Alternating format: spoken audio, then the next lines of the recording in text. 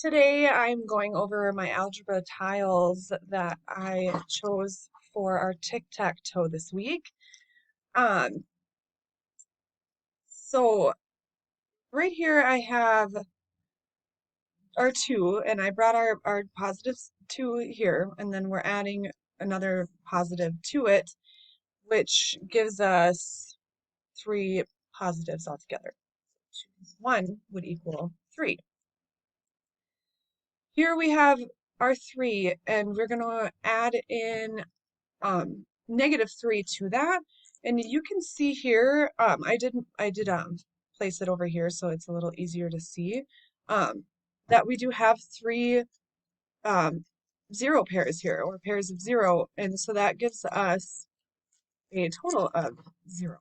So 3 plus -3 equals 0 here. This one was a little tough for me, and the YouTube videos really help me with understanding this. And so here we have our -8, and we're wanting to take away -11. Looking at this, I'm thinking in my head, well, I can only take away -8 because that's all I have.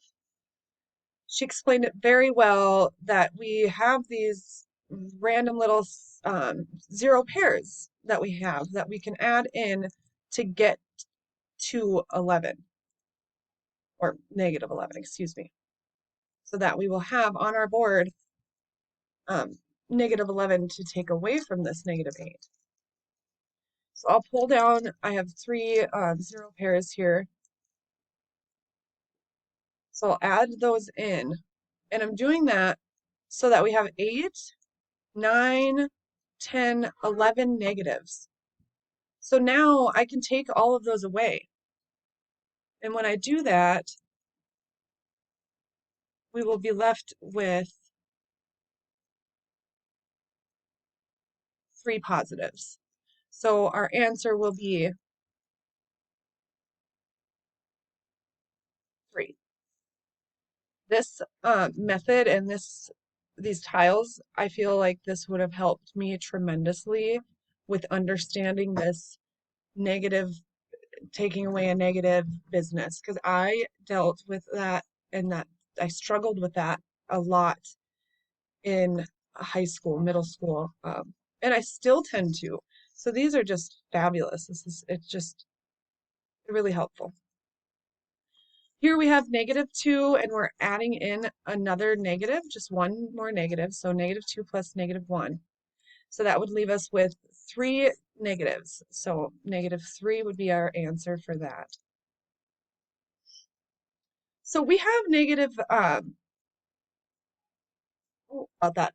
This one here, we have -4, and we are going to take away -3. And so we have 4 negatives here. And so now we're going to take away 3 of those. And that leaves us with an answer of -1.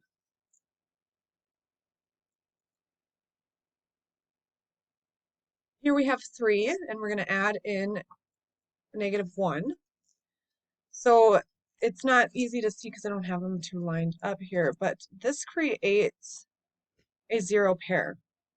So that would take this one away and this one away, and that just leaves us with 2, and that is my answer there.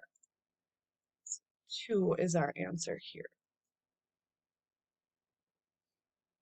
For my final one, I have -5, and we're adding in 5. So here I have 5 pairs of zeros, which gives us an answer of 0.